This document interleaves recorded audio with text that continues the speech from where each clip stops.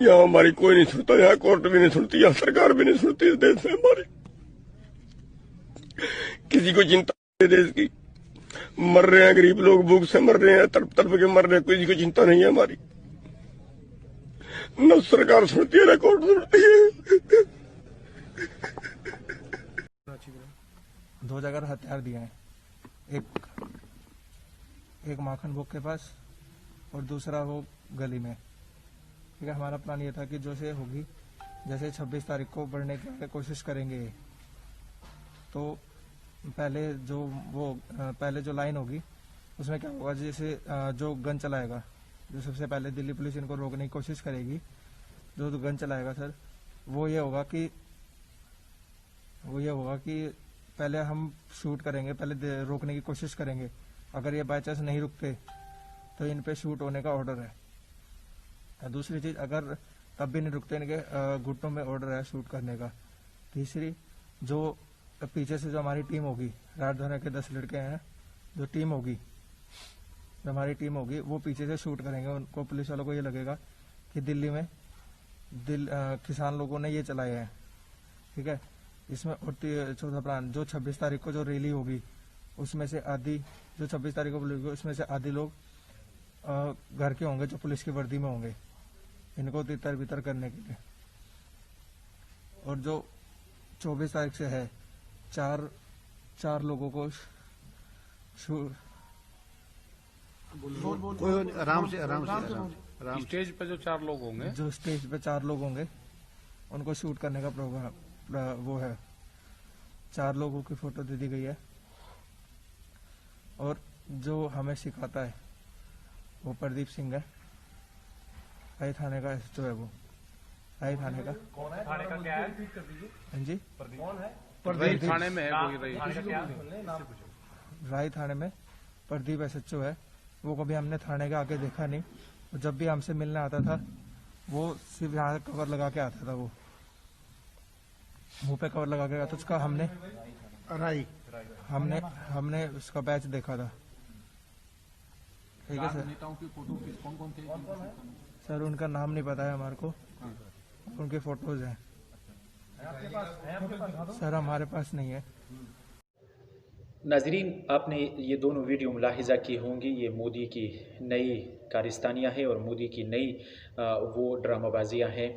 एक वीडियो में आप देख रहे हैं कि सिख बिरादरी का एक बुज़ुर्ग बंदा जो है ना वो रो रहा है, और दूसरी वीडियो में आपने देखा होगा कि सिखों के ख़िलाफ़ और किसानों के ख़िलाफ़ किस तरह मोदी सरकार ड्रामे रचा रही है। एक पेड बंदे को वहाँ पे हायर किया गया है कि आप लोगों ने फ़ौजियों पे हमला करना है, उनको मारना है, और इसका इल्ज़ाम आप लोगों ने सिखों पे और किसानों पे लगाना है।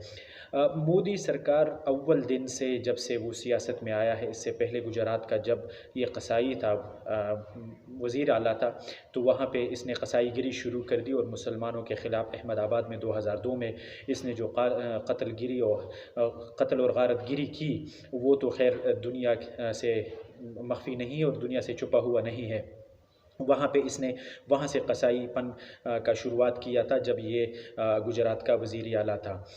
अब किसानों ने जो मोदी के ख़िलाफ़ जो ये कैंपेन शुरू की है एहतिजाज की, ये एहतिजाज की कैंपेन दरअसल उस काले कानून के ख़ात्मे का है जो मोदी सरकार ने किसानों के ख़िलाफ़ एक नई कानून बनाई है।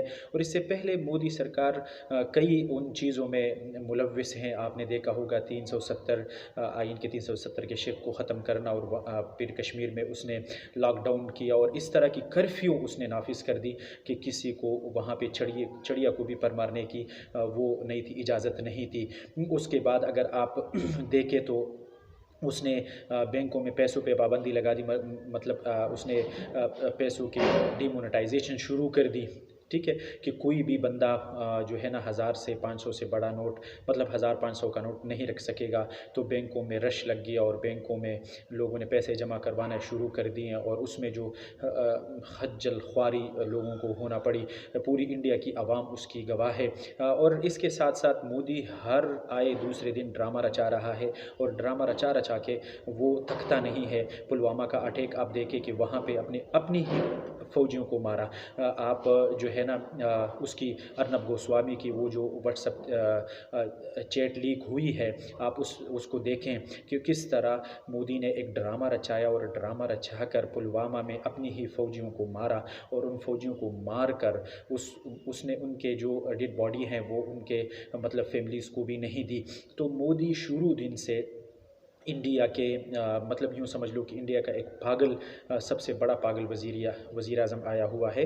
और मोदी ने अब इन किसानों के ख़िलाफ़ और इन सिखों के ख़िलाफ़, क्योंकि जितने भी किसान हैं उसमें अक्सरियत सिखों की हैं और ये हरियाणा और पंजाब से आए हैं और इन्होंने कुछ भी नहीं करना था, इन्होंने पुरअमन अपना एहतजाज रिकॉर्ड करवाना था। और ये सितंबर 2020 में जब इसने ये काला कानून असम्बली से हिज़्ब इख्तिलाफ़ के बावजूद जब पास किया, तो इस सितंबर 2020 से ये लड़ाई चल रही है।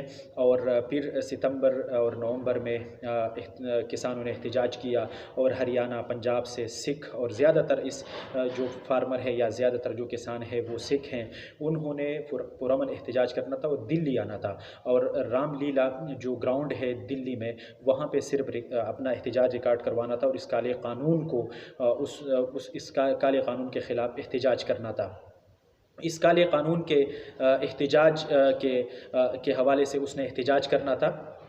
और वो जो काला कानून था, जो मोदी ने जो काला कानून इसके ख़िलाफ़ किसानों के ख़िलाफ़ जो काला कानून दिया है वो ये है कि अब हर किसी मतलब उसने प्राइवेटाइज़ जितने भी बड़ी बड़ी कंपनियां हैं उनको इजाज़त दी कि आप अब ज़ख़ीरा अंदोज़ी करें। और उस ज़ख़ीरा अंदोज़ी में आम आवाम का बहुत ज़्यादा नुकसान है, किसानों के साथ साथ आम आवाम का भी नुकसान है, क्योंकि अब मिडल मैन आ गया बीच में। और मिडल मैन को अब ये इजाज़त है कि वो किसानों से मतलब जो जितने भी अजनास है वो लेकर उसको स्टोर करवाएं और जब रेट बढ़ें तो तब निकालें। तो अब ये ज़ख़ीरा अंदोज़ी और इस तरह के बहुत सारे काले कानून उसने अब ये पास करवाएं। तो किसानों ने अब मतलब दिल्ली आना था और दिल्ली रामलीला जो ग्राउंड है वहाँ पे एहतजाज करवाना था, लेकिन उस एहतजाज के लिए फिर लाठी चार्ज करवाई गई और हर तरह की शीलिंग करवा कर किसानों को रोका गया, लेकिन किसान रुके नहीं। और किसानों ने दिल्ली के मतलब मुज़ाफ़ात के जितने भी रोड थे जो दिल्ली आ रहे थे, दिल्ली शहर की तरफ, मतलब वो जो मवासिलाती निज़ाम था उसको ब्लॉक कर दिया और दिल्ली शहर को बिल्कुल उसकी निज़ामी ज़िंदगी को मफलूज कर दिया। अब 26 जनवरी को यौम जमहूर के दिन किसानों ने ये ऐलान किया हुआ है कि वो 1 लाख ट्रैक्टर्स के ज़रिए परेड करवा के मतलब परेड के ज़रिए वो दिल्ली में दाखिल होंगे और मोदी सरकार को मुँह की खानी पड़ेगी। और दिल्ली सरकार और मोदी को अब मुँह की खाकर उनको इन किसानों, गरीब किसानों के रोने की और इनके ख़िलाफ़ जितने भी ड्रामे किए गए हैं उनसे पीछे हटना पड़ेगा। तो मोदी तो वैसे अव्वल दिन से इंडिया के लिए वबाली जान बना हुआ है, तो अल्लाह करे कि मोदी वैसे भी मूज़ी है और मूज़ी को ख़त्म होना चाहिए। मैं यहाँ पे सलाम पेश करता हूँ अपने पाकिस्तान हुकूमत को और अपने पाकिस्तान आर्मी को, पाक आर्मी को।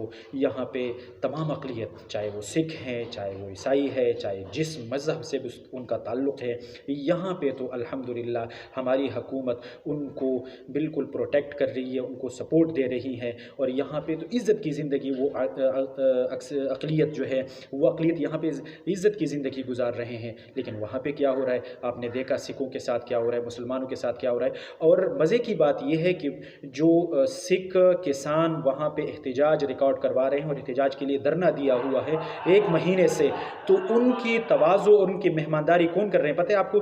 मुसलमान लोग वहाँ पे उनकी तवाज़ो कर रहे हैं, उनकी मेहमानदारी कर रहे हैं, उनको खाना खिला रहे हैं, उनको पानी पिला रहे हैं। तो मुसलमान जहाँ भी रहते हैं मोहब्बत के साथ रहते हैं, अमन के साथ रहते हैं और मेहमान नवाजी में वैसे भी मुसलमान अल्हम्दुलिल्लाह सबसे आगे हैं। अल्लाह ताला हम सब का हामी व नासिर हो। अस्सलामु अलैकुम व रहमतुल्लाहि व बरकातुहू।